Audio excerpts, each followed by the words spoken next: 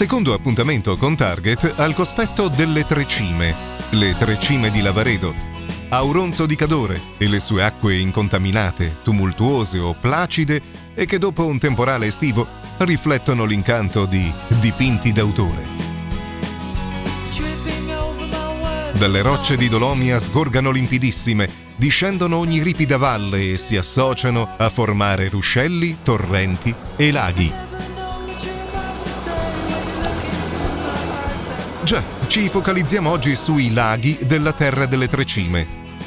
Il lago artificiale di Auronzo e quelli naturali di Misurina e Antorno.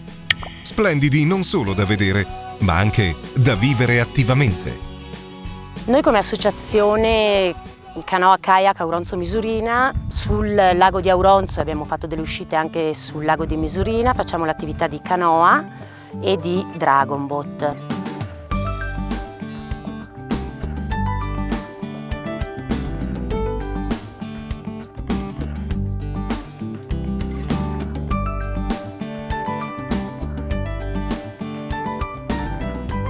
Siamo 2 istruttori e 3 tecnici base di canoa.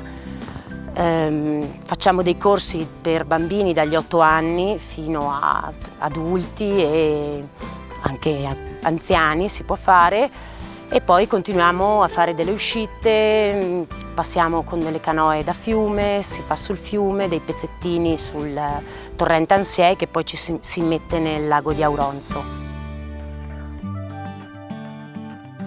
Una vacanza ad Auronzo, ma ciò vale anche in tutte le altre occasioni, può quindi offrire esperienze e sensazioni molto forti a chi le sa cercare e la possibilità di immergersi letteralmente in un ambiente naturale di incomparabile fascino.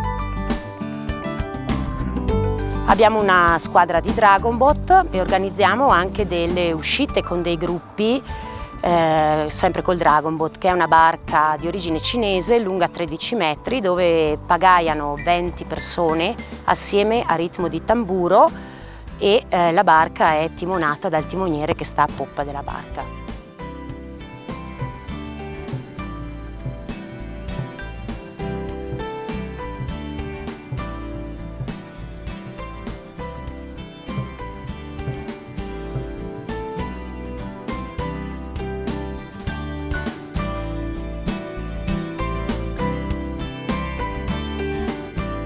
Qui siamo al lago di Misurina, che è uno scenario stupendo ai piedi delle Tre Cime, e anche qui si possono fare delle uscite in canoa, o meglio ancora, se uno ha la canoa può arrivare qui, farsi il giretto sul lago e ammirare tutto questo panorama che va dal Sorapis ai Cadini alle Tre Cime.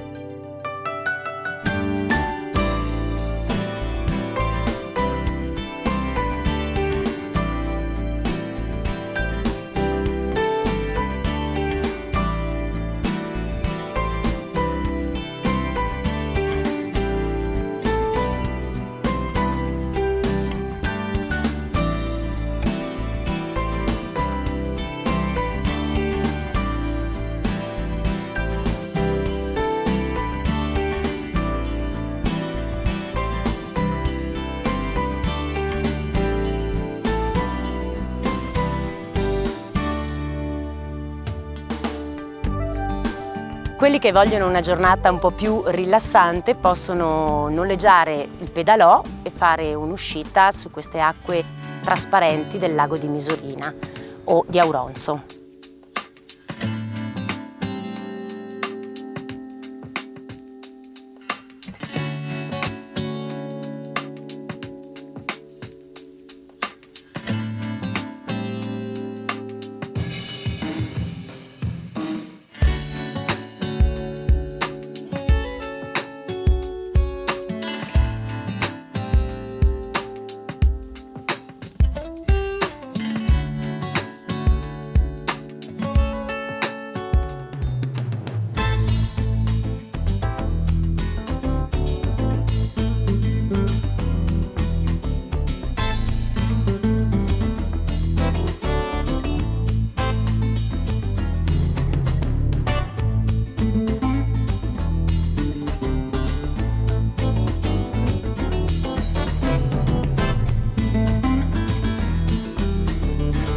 Quando scende la notte, il lago d'Auronzo trasmette una suggestione che ben si presta in una tiepida sera d'agosto a diventare teatro e riflesso di uno spettacolo pirotecnico. Una vera magia, che però non si limita a questo. Boschi ed acque qui trasudano di leggende, racconti, personaggi mistici, molti dei quali legati proprio all'acqua, come nel caso delle anguane, e tanti altri. Una rappresentazione moderna di questo mondo mistico si ha oggi ad Auronzo con il Gran Galà della Magia, che si svolge verso la fine del mese di luglio, quando la terra delle tre cime si fa ancora più incantata, popolata di maghi, fate, streghe, folletti, che con le loro magie stupiscono e affascinano tutti, soprattutto tra le ombre della notte.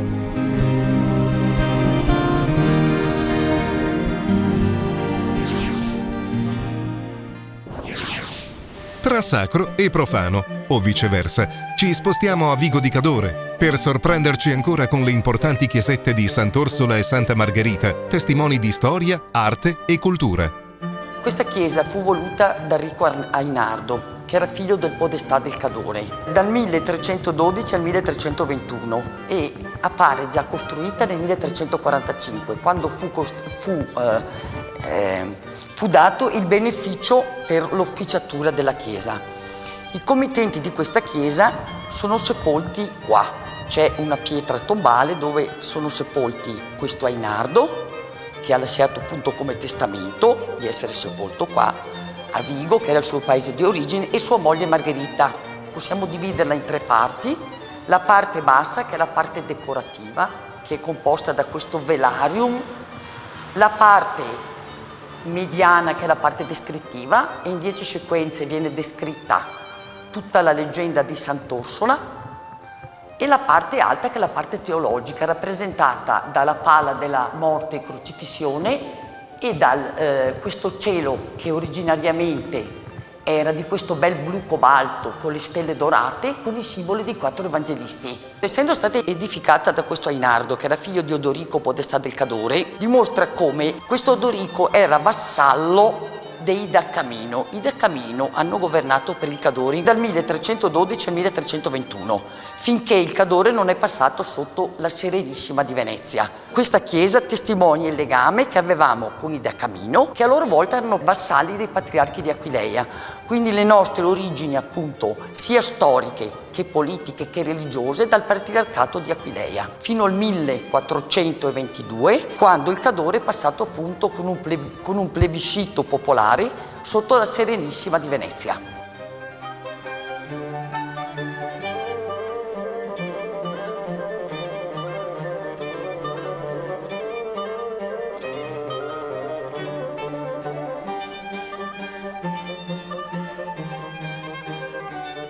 L'altare, che è del 1541, è di un intagliatore di Brunico che si chiamava Michele Part, che ha costruito degli altari qua un po' in tutte le chiese del Cadore.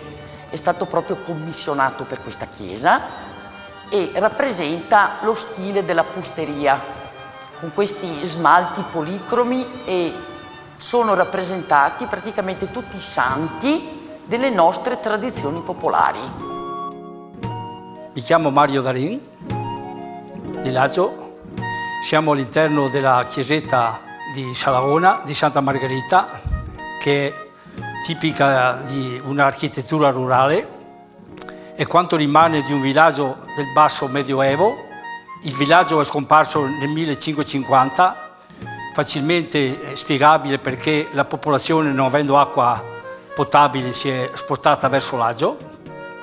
Questa chiesetta ha una importanza enorme, forse si è salvata per oblio o per dimenticanza, che non è stata mai restaurata né toccata, e ciò che si vede è tutto originale.